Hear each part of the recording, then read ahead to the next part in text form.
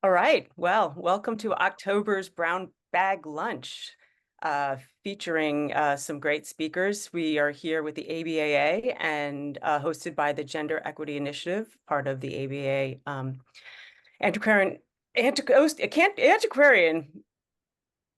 Wait a minute. and American Antiquarian Association of America. We've got it all right here. So we have a really great speaker today, two speakers, but mostly we have a wonderful person here to really give us some background into book issues that I actually didn't know about. So I'm pretty excited. I will let people know that if you want to ask questions, you can put it in the chat. You can also raise your hand. At the end, we can have you come in and speak as well. But we're always looking at the chat and always looking for questions. At the end of this, we usually spend 5 to 10, maybe sometimes 15 minutes talking. So thanks for coming.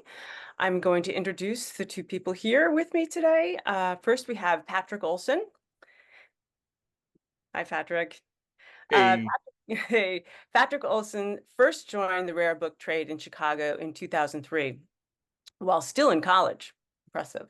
He later earned his MSLIS from the University of Illinois, then spent a decade holding a variety of positions working with rare books. As a rare book cataloger at the University of Illinois and MIT, as a curator at the University of Iowa, I think that's when I first met you, and then as a curator and eventually head of special collections at Michigan State University. Patrick returned to the trade under his own name in 2018. He moonlights as background administrative support for the David Ruggles Prize. Thanks for coming in, Patrick. thanks. Next, we have Jordan Ross. Hey, Jordan. Hey, Ross has been collecting for 10 years, and his decade-long effort to build a Black collegiate textbooks and histories collection is paying off. Ross provides not only a snapshot of African-American history textbooks in use during the late 19th and early 20th century, but also the increasingly scarce histories of the HBCUs that taught with those same textbooks. Now, numbering more than 200 books, Ross's distinctive engagement with a print culture specific to HBCUs aims to preserve these vanishing histories. Welcome, both of you. Patrick, I think you are going to introduce why we're all here. all right. Yeah, so this is about Jordan's collection, but by way of some background about the prize, so the David Ruggles Prize is named after David Ruggles. He was an early American abolitionist, and I think it was a grocery store that he first opened in New York in the early 1810-ish. Turned out to be sort of evolved to become the world, well, I think at least the U.S.'s first Black-owned bookstore. And then he moved up to New England and got into, I think, hydrotherapies, and he had a very interesting career. Um, but so the prize itself, it's international in scope. It's open to applicants 35 and under, anywhere in the world. And the goal is to provide, it was born out of I guess the desire to provide a contest outside of the collegiate confines. So in that respect, it's a lot of inspiration from the Honey and Wax Prize, and certainly Heather O'Donnell and Rebecca Romney were uh, provided some instrumental feedback early on as we were kind of developing the prize and figuring out what it should look like. It was established in 2020, after the George Floyd murder, where we were kind of looking for a way to help improve diversity in the book trade.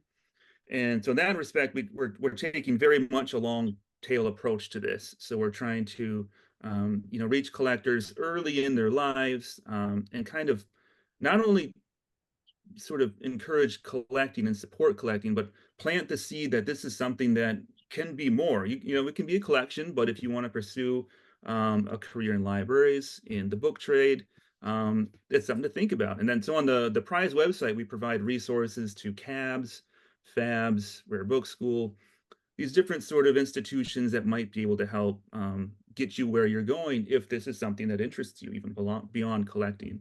Um, and also kind of beyond just encouraging existing collectors, a big goal, perhaps just as much of a goal, uh, is to introduce just the idea of collecting to general book lovers who may never have thought of it. And so, this year thanks largely to the ABAA sponsorship, we were able to hire a couple of influencers who are really based outside the US who are able to spread the word of the prize to general book lovers around the world. A lot of them in the Caribbean diaspora, a lot of them in Africa. And just to, this was a community in large part, they're book lovers, but hadn't really thought about collecting. And so I think it's fantastic that we're kind of spreading the news of collecting as something anybody can do. And so, yeah, we're going to announce the next round of the prize sometime in early 2025. That'll be our fourth year doing it. So this was our third year. Jordan, congratulations. Took home the grand prize. And this year we had over 50 applicants. So it was really quite a turnout compared to earlier years. The deadline will be in June. We haven't settled that yet, but it'll be like years past. It'll be kind of in that first half of June. Easy online application. And for those of you who know people who may be interested or may be interested yourselves, you only have to itemize 10 books in the application. Like you don't need, a 200 book collection. So, that sounds fantastic. And so anybody out there who wants to, I mean, please help spread the word. The success of the prize really depends on having, year after year, a strong cohort of applicants. So anything you can do to spread the word. Thank you. If you want bookmarks to keep in your shop, to bring to book fairs, to send out with online orders, just drop me a line. I will send some to you, no charge. RugglesPrize.org and at Ruggles Prize on various social media. That's my spiel. So, but we're here to hear How do you spell Jordan. Ruggles? Good. Are you here? Ruggles Prize. Ruggles. Okay, great. And it's Ruggles. How do you, what's the website again? RugglesPrize.org. Okay, excellent. Excellent. So now we have Jordan that I'd love you to describe the collection that brought you to the Ruggles Prize. It's really interesting. Yeah, sure. So yeah, thank you again for the invite. So I guess I can start with how this all started. I was at my first semester at Morehouse College in Atlanta, a historically Black college, an all-male historically Black college. And I remember in August, I went to the bookstore because a lot of alumni said, hey, you have to get this book. It's called A Candle in the Dark. It's the history of Morehouse College. So I said, okay, I'm going to go in the bookstore. And I remember, I don't remember which staff member told me, he said, hey, that book's been out of print since 1967. That was like during our centennial year. It's been a really long time since we've had copies that, you could probably look around in different parts of campus and you might be able to find one. So I said, okay. Then I went across the street to our sister institution, Spelman College, to see if they also had a history book, and it was also out of print. They said, yeah, that book's been out of print since like the 70s or, the 80s or something like that. We haven't had that book in a really long time. Then there's another institution that's not too far from us, Clark Atlanta University, which has two institutions into it. So it had the legacy of Clark College and Atlanta University. So they combined together. I think it was 1989. No history book. It was out of print, like the original books about the history of the institution. So then kind of the bibliophile in me was born. I remember even telling my mom, like, I really wanted this book, and she surprised me maybe about a couple weeks later, and she had bought the book for me. So I literally, like, this was like everything to me to have this book. Like I remember I carried it everywhere when I was on campus, to the point where I remember alumni were like, hey, you might want to hold close to that book that you have there, which you have is a very important book. So just throughout my college years, I just began collecting these Black college history books. And people didn't really know that this was a issue of the books being out of print. And I went to Morehouse from 2014 until 2018. And Professor Emeritus Marcellus Barksdale, he was in the process of writing a sesquicentennial history book. So it's from like 1867 until 2017. We still haven't seen that published, but I know it's like over 700 pages for his original manuscript. And I just wanted to collect to at least have them for me at first. So it was kind of like just a private collection of like, look, I want these history books. I doubled up on the history of A Candle in the Dark, and then I bought Spelman College's history book, which one was signed by the author, and then I bought an original. It's called The Story of Atlanta University, by Clarence Bacote, which was signed. I bought Clark College's history book. And then I moved on to Howard University, which Howard University has a few history books. And there are a lot of people who are writing about Howard University, but some of the originals that came out like the 1960s and Rayford Logan, which might have came out 1967 as well. I'll just like, give me all of them. So I'll go on eBay and I would set like a save search, so where I would get notified of a book was coming up. And some of them were not super expensive, but some of them were like A Candle in the Dark. I remember students literally spending their refund check to get A Candle in the Dark because it averages about $1,000 to get the book. Now, mind you, it doesn't have a dust jacket. It could be destroyed. People will buy them because a lot of alumni, hold Morehouse very dear to our heart. And we've kind of depended on oral stories. Like, we could always go to the archives at the AUC Woodruff Library, and we could check out the library, but there's something about actually owning the text. It's such a beautiful experience. So from there, it still didn't hit me that this was kind of like a profession or even a research project for me. So I went to the University of Michigan, Ann Arbor, where I was studying higher education. I was studying HBCUs, and I thought I was like going to be a higher ed professional for like the rest of my life. But then one day I found this book. It's called Black Bibliophiles and Collectors, Preservers of Black History, which is a very rare book that came out around 1990. It was a panel discussion at Howard University, headed by Dorothy Porter Wesley. And there's just a book about Black folks talking about collecting practices. Charles Blockson is in this book, and a bunch of other librarians and collectors.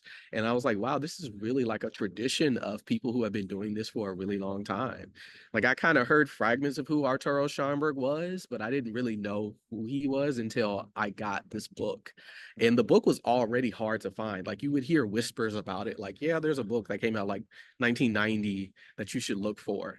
And when I got the book, I realized like, wow, this is an entire tradition. And I also looked to Philadelphia. Philadelphia was this hotbed of places for print culture overall, but I also noticed that there were like 19th century Black collectors there. And I was like, well, just kind of a research project there. And I remember talking to my wife, Courtney, about it, about going back to school.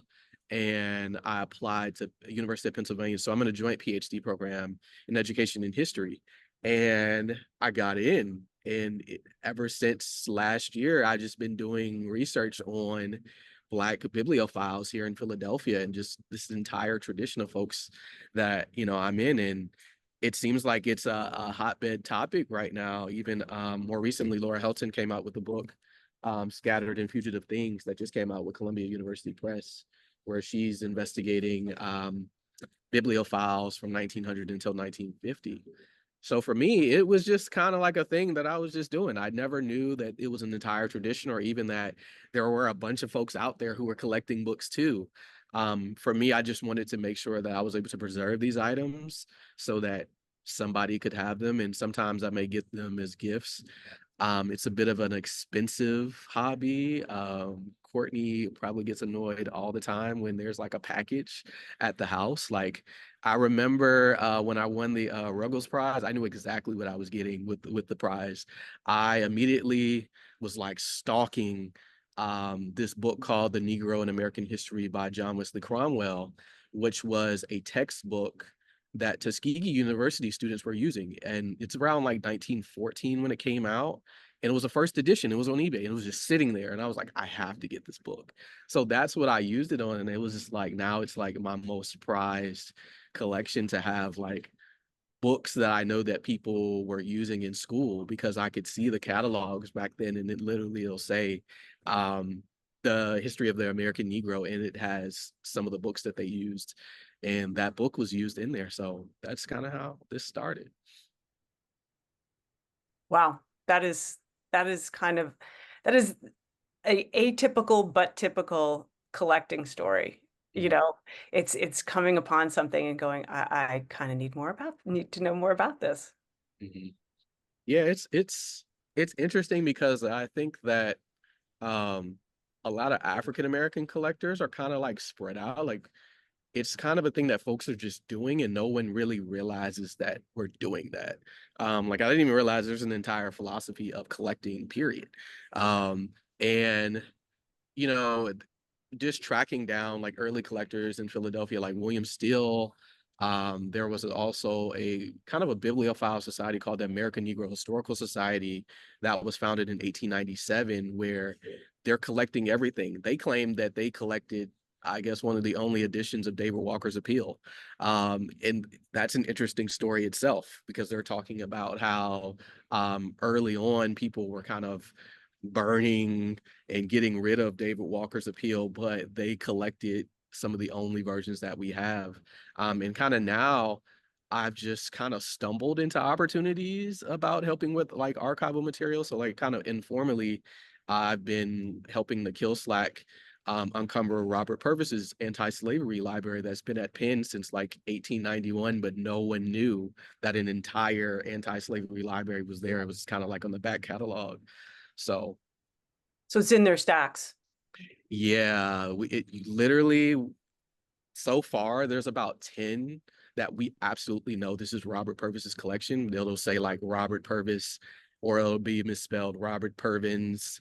And it was in this library at first, called like the Library of American History. And I guess Penn had this experiment in American studies in the 1890s or something like that. But it was always a mystery, like, hey, we've heard that there's a Pervis library here of anti-slavery literature. And I guess you would have to go through every item in the Dewey Decimal System of like, I think it's 326 is slavery.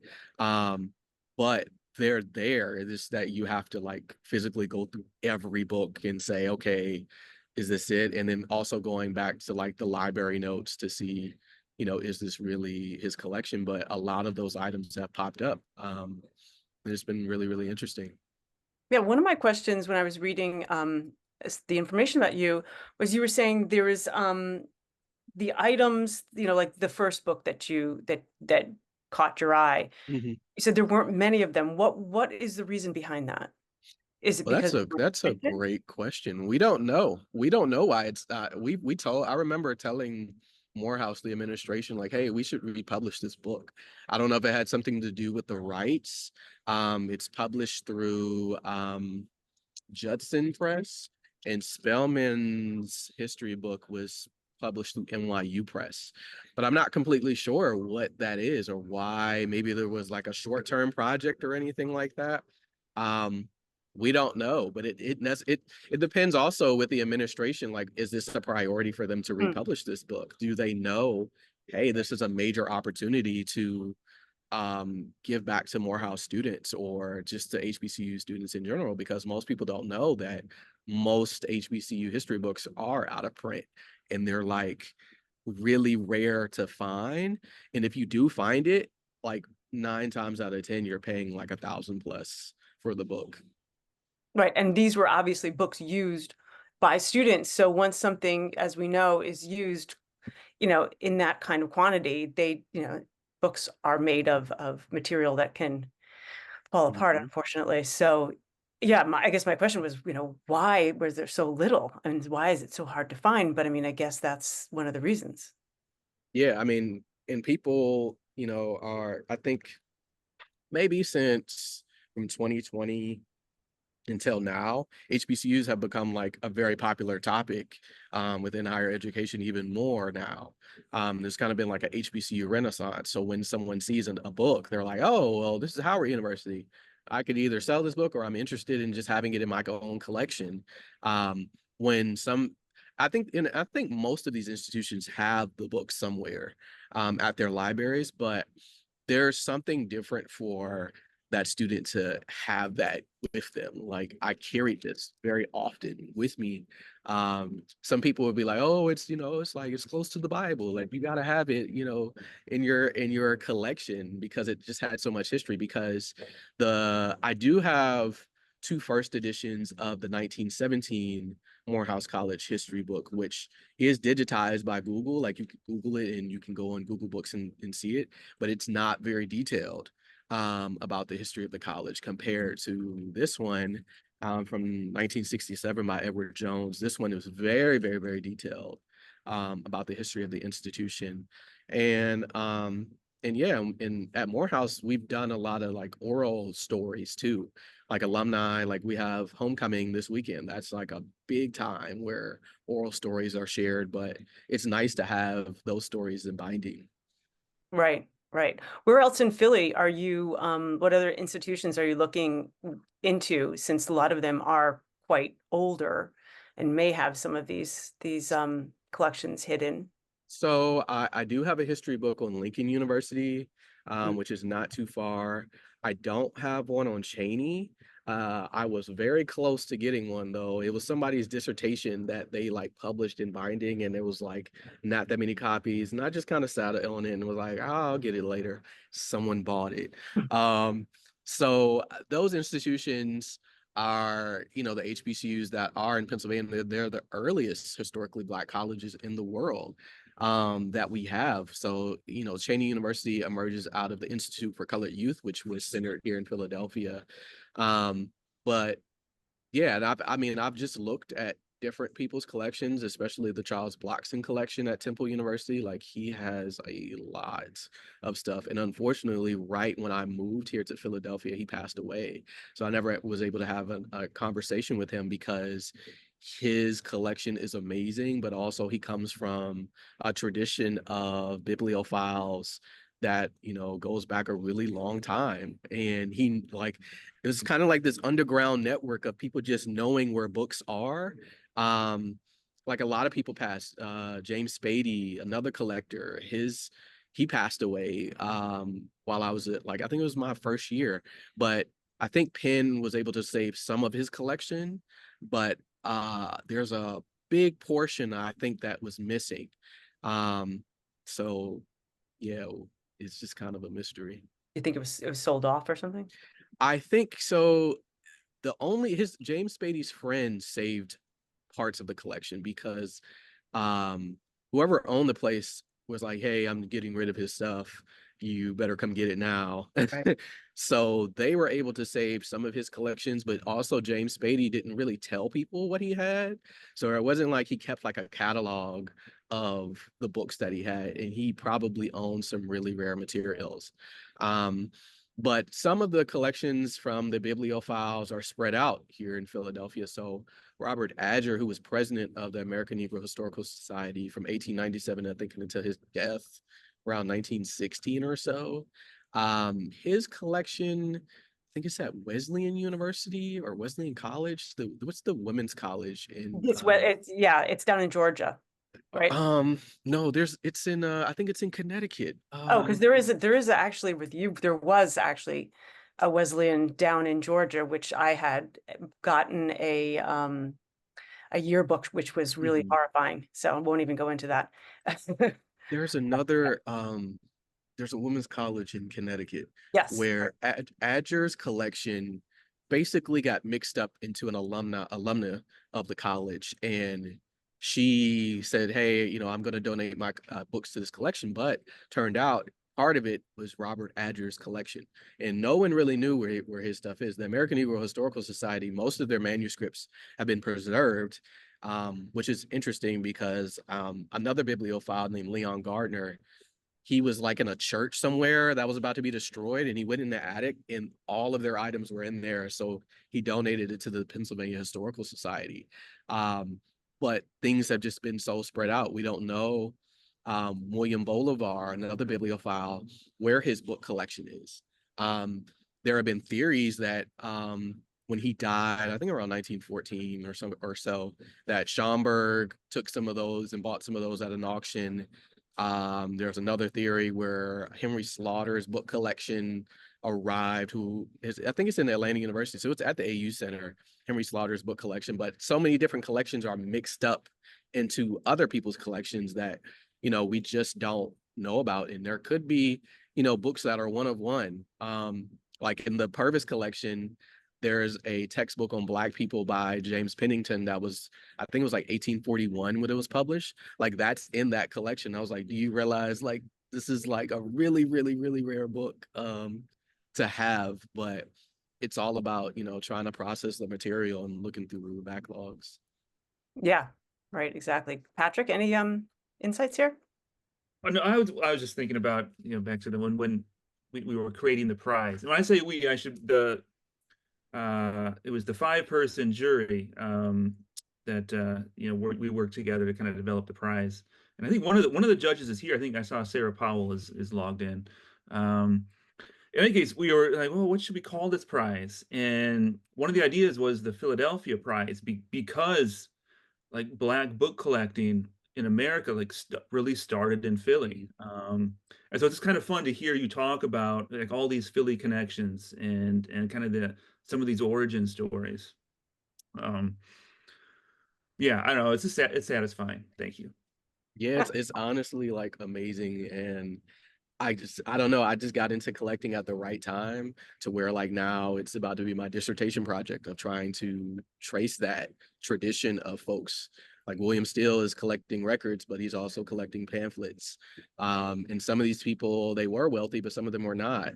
Like there is a story, I forgot his name. He's a janitor and he's collecting materials because he's a janitor, but he's also interested in, Black manuscripts and books.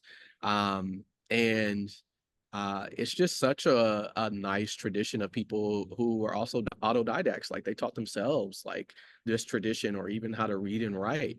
And oftentimes we just don't talk about them like that. And who knows how many different collectors are either out there or where materials are. Like you get little glimpses of where certain materials are, and sometimes like a lot of historically Black colleges and universities need help with maintaining materials, and whether that's like helping them with like a custodial agreement to like help digitize things, or while they're able to preserve certain things. So I don't know, like I think that now it's starting to turn into just like a mission to help people.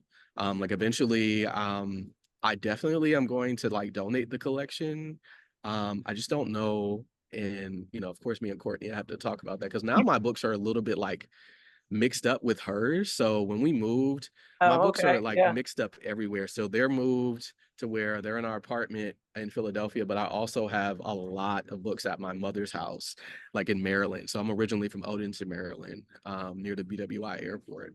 And I have a lot of books there, but I got to figure out like what to do with this. And do I just do digital projects on them, or do I donate No, them to some no, type of place? yeah, that's the thing, booksellers know that books are heavy. We have carried them around many places. I certainly have. I have a question here from Julie Brownie. Jordan, can you talk about your researching and collecting process more?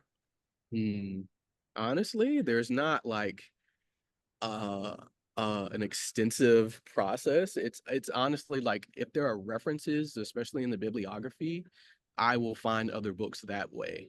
So you go from the back, you go almost like you're going back and you're going forward. So you're seeing where they got their information and then finding that information. Exactly. And just like certain books are like they'll be in passing where someone will say, hey, yeah, like there's this Black bibliophile book that was out like in 1990, and I'll hear it in passing. Like even when you look at Charles Blockson's autobiography, Damn Rare, like he's referencing certain books that are like really, really rare books, and he's just referencing them in passing.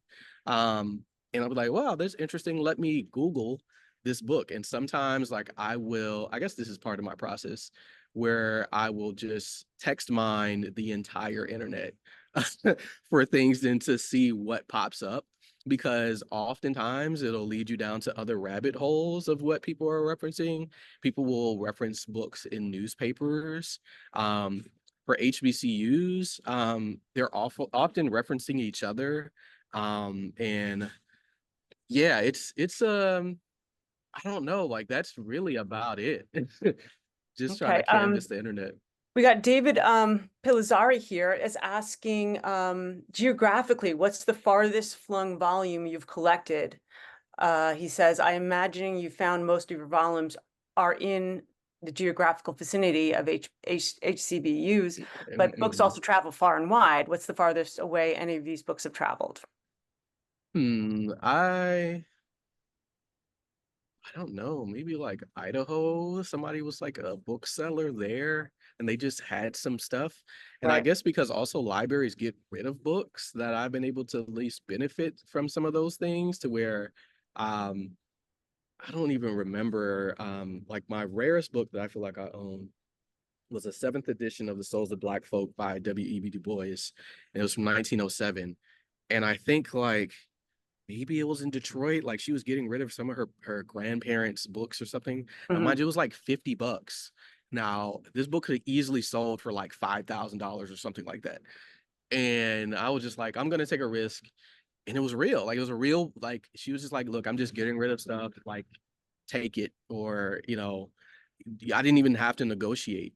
But I haven't done a lot of book hunting on the ground. Mhm. Most of the book hunting is through the internet, because I will get like alerts that a book has popped up and somebody's trying to sell it. So then I will very quickly get that book and annoy my Well, wife you'll with the probably price. now have book scouters after this talk finding things for you, because that's what we love to do. And yeah, the idea of somebody you just spoke of, one of the favorite things of a book dealer is, getting something that somebody doesn't realize it's so amazing, and you're like, sure, and it's real, of course, because Mhm, we've all thought we've had the white whale, and of course it's how many times have I been mhm. disappointed? Let's see. James Goldwasser asks, can you talk a bit specifically about the textbooks in your collection and what you've discovered by collecting them? Hmm. Yeah, that's very interesting. So it originally, I started figuring out that some of these are like textbooks, or sometimes they'll call them racial school books or something like that, was with Alan Locke's these like bronze pamphlet collections where there are like case studies on a particular subject. So for me, it might be I think I have one by Ira D. Augustine Reed on adult education. And then when I noticed that they were all coming from a certain collection of Alan Locke, I looked up like, okay, about Alan Locke, like what is this thing, this bronze booklet series that he's doing? And he's trying to sell textbook materials to people outside of the academy so that people, especially poor folks, could get a humanities-based education. Alan Locke is a philosopher. I think he's like the first Black Rhodes Scholar. He studied philosophy, so I studied philosophy for undergrad, so that's why I also heard about him. Um, Also, the John Wesley Cromwell book that I recently got, I saw from Tuskegee's catalog that they were teaching Black history, but that was one of the books that they were teaching. Mind you, that book came out like 1914. Um, Sorry, it sounds like Gotham out here. That came out in 1914, and around 1915, 1916, Tuskegee's, having that in the classroom. And that disrupts almost like a history of African American education question, because they're teaching African American history at a school that most people thought was interested in just trades. Hampton also was teaching Black history, and they would have like a list of different books. But Booker T. Washington's books were used a lot for textbook materials. I think it's called The Negro in Our History. Also, Carter G. Woodson. I think I have a fourth edition of The Negro in Our History around 1927 that I was able to pick up on eBay for a really good price. And um, I discovered this honestly because Jarvis Gibbons has a book called Fugitive Pedagogy, and he tracked Carter G. Woodson's use of his textbook and how teachers were, they either had to hide to use his textbook in the classroom, like around the 1930s or so. So honestly, if I'm seeing it used in references where I may look up race literature, I may look up race textbooks were a very popular term that people used back in the late 19th century, early 20th century. And, you know, different things would pop up on Google. And that's really like how I've been, you know, finding things is through like text mining Google and going through digital sources that have been archived in catalogs and seeing what people are talking about. I also look at catalogs of other bibliophiles. So one of the things that I noticed from Robert Adger's collection, as well as Bolivar, there's a textbook, I think it came out 1897. It's called A School History of the Negro by Edward Johnson, who was a professor at a historically Black college called Shaw University in North Carolina. A lot of people had doubles of that book. And I was like, wow, this is interesting. This is one of the only doubles that they have. It's just like textbook. And I was like, well, I wonder, was this on purpose? Or I was like, now I have to have that book. So I've been able to get a couple of, I guess, what they call racial school books from that time. First of all, your talk in and of itself is like, there's a list. I mean, I'm going, oh my God, okay, all these books, like, gotta write them down. It's kind of amazing. So I feel like we need a list from you at the end of this. But also somebody's question kind of goes to what you were just talking about. Julie Grubb asked, she said, love your project. Did most of Black bibliophiles focus primarily on materials by Black authors? And do you think there was a racial justice dimension to their collecting, as well as just having a passion for books? So yeah, I think that they collected everything that had anything to do with Black people, even if it's a very small reference, those folks would have it. I think that some people, yes, like and this is why it's very interesting about kind of these archival theories of Black bibliophiles, because some people are interested in collecting color convention meeting minutes, like they're interested in collecting things that relate to the history of Philadelphia. Some people are very interested in the anti-slavery effort.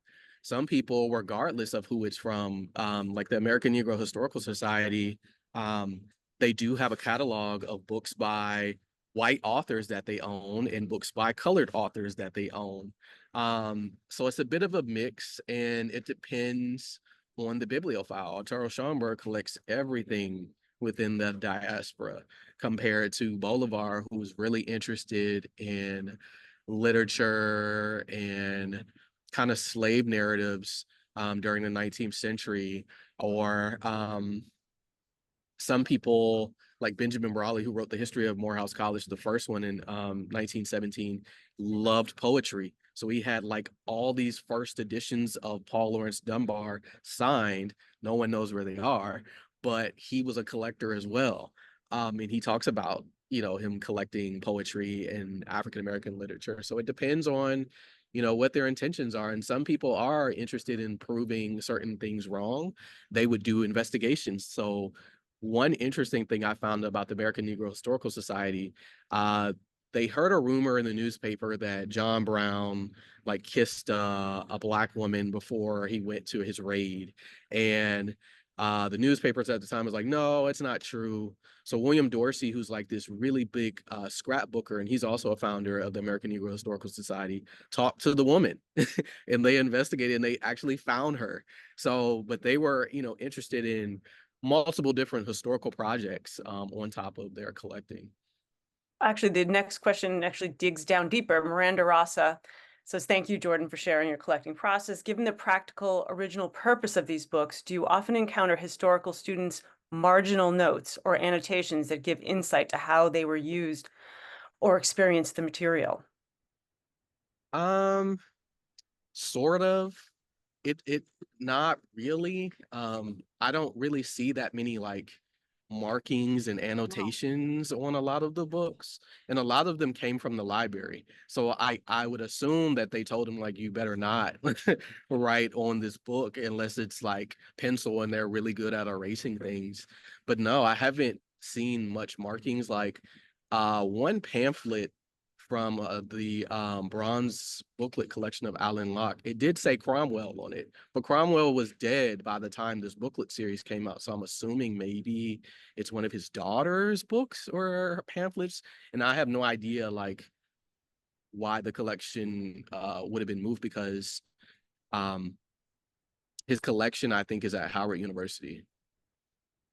Yeah, I mean, I guess, yeah, when you're thinking of a textbook, yeah, you're thinking of people who really revered this material because they were able to get it from a library and didn't want to, it's a very different thing than having a book of your own and being able to write into the margins. Mhm. Yeah, that is. So my question is, what is in your collection? Do you have ephemera? I love ephemera. Does ephemera come into play, or are you interested? Do you find pieces of ephemera inside books? Not really. And that's why I was interested in like figuring out like what people's bookmarks and like book plates look like. Um, Not really. Like it was a really odd thing. Haven't really found that much. And I think that honestly, like people have probably already like hunted certain materials. Like I know there's like an entire group that was interested in hunting the rest of Henry Slaughter's book collection, who was another bibliophile with friends with Schomburg and Daniel A.P. Murray. And they found some of his stuff and they knew it was his because of the book plate and how it looked. But no. And are you coming across are you experiencing that, like finding other people who are looking for the same thing that you're looking for? Or is there like, do you have a group text or anything with people who are, or maybe not, because, That's the thing. Not really. Like, not really. It's like I think that they're really um especially younger African American bibliophiles, like we're not connected at all. Like at all. Like no one that's why I said people are collecting and not understanding that this is an entire tradition, or that there are different societies where you can get into book collecting.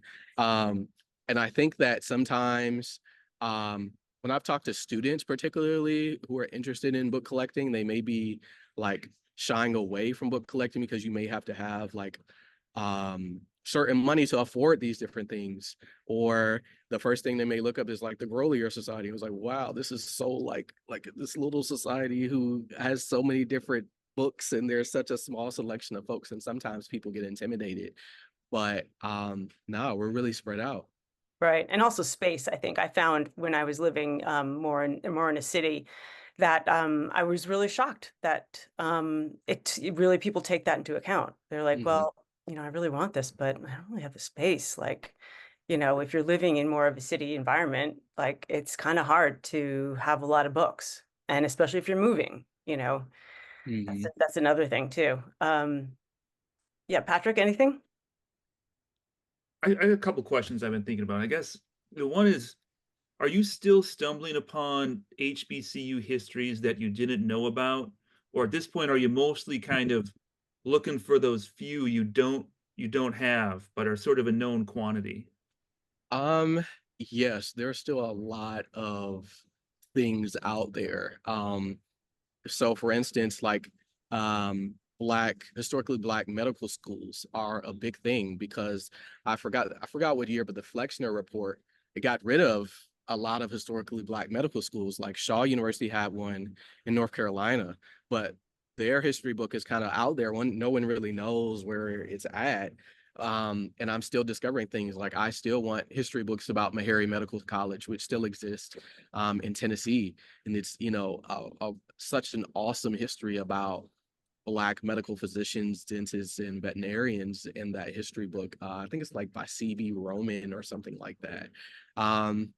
But yeah, there's stuff out there that I mean, I have no idea it exists, but I may find it in a reference somewhere.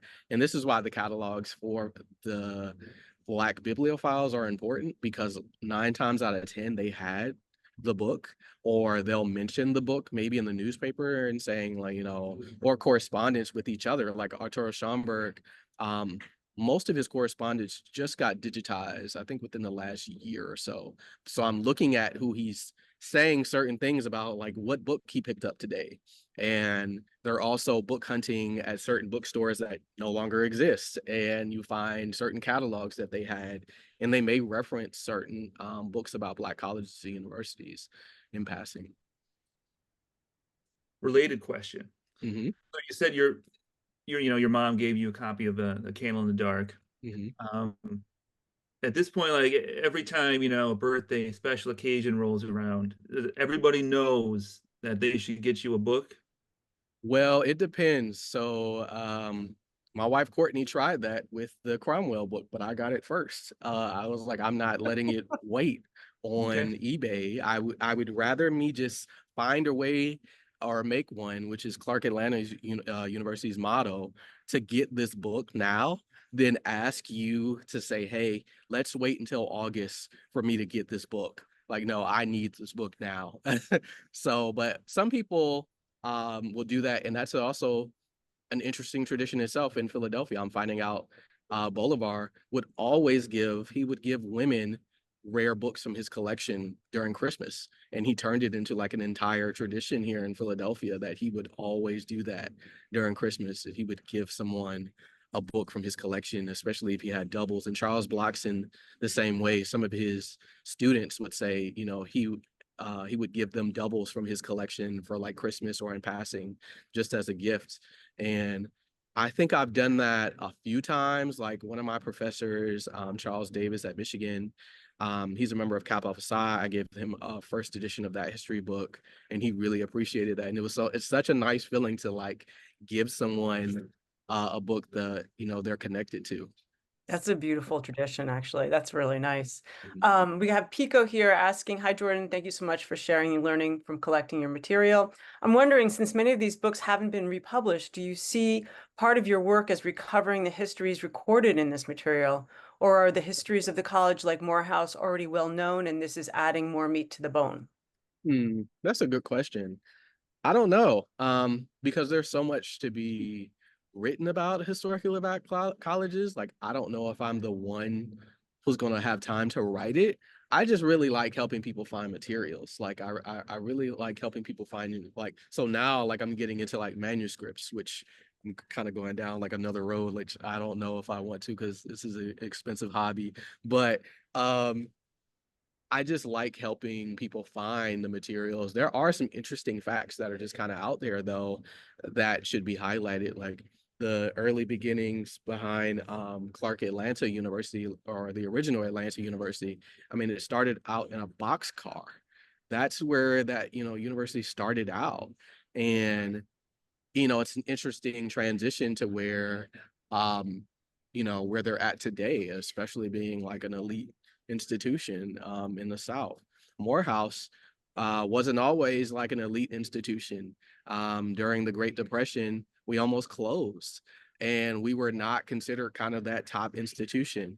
Um, Even finding out facts about W.E.B. Du Bois, he had to do the rankings for Black colleges and universities because I think the SACS accreditation agency would not include Black colleges and universities. So someone like Du Bois had to do it by hand. He would go to these different colleges and figure out what their ranking systems are so that people could know about them. And then he would talk about them in the Crisis magazine. Wow, Um, interesting. so there are interesting facts that are in, some of these books, but I'm really interested in at least just trying to get the material because you just don't want it to be soiled. And like I've had one book that just smelled like straight vinegar and it was like disgusting. So Well, first of all, it sounds like you have a book in you because mhm. it's an amazing the amount of information you have. And second of all, I don't know if you feel comfortable, but I don't know if you would give out your information for if anybody has things that they want to send your way. I Yeah. think that'd be a great way for, this is a forum and there you go. Thank you. Yeah. That's great. Yeah, my email is best at rossjdr@upenn.edu. I'm pretty good at answering emails. I'm getting better. But that's just the best way to contact me. Yeah, if you have, interesting collections, like one of the books, I think I told Nate from Fine Books, I was like, if you have a William Steele book, Like it doesn't even matter like any edition of the Underground Railroad. Like I was like, look, let me know. Because there are certain books like that book. Like if I got that book, I would probably like, I don't even need to collect anymore. So Patrick, does he sound like a book dealer to you? Well, yeah, I mean, yeah, you're getting your PhD, but I think you'd make a great bookseller I'm just sitting here going, oh boy, you would have so much fun. But and a great librarian. I mean, you've got the bug. So he yeah. has the bug. He totally has the bug. Anything else you want to add, Patrick, before we end up for today? No, I mean, thank you. It's fantastic hearing more about. I mean, obviously, the judges, we all really enjoyed your essay, and so it was really cool to kind of hear more about it. Yeah. Well, thank you. I mean, thank you so much for sharing all of that. I mean, it really is it's fascinating to me, and also just a great look at a different part of collecting, and also younger collectors and collectors in different things. I mean, just showing that it's not this small little Mhm. thing. It can go all these different places. It's really great, I think, to get that information out there. So thank you. yeah, absolutely. And yeah, I just, I'm thankful for even getting the exposure of like just walking into the Philadelphia Rare Book Fair and seeing this tiny little slip that said David Ruggles. And I was like, this is the most interesting thing I've seen so far since I've been here in Philly. And, maybe we could start a David Ruggles alumni. Nice. I think that's a great idea. And anyone listening, he heard about the prize from the bookmark. So if you want bookmarks, let me know. I do. All right, we'll send Okay. some. Busy. Thanks everybody, and hope to see you in November. Thanks, guys. Thank you. Bye.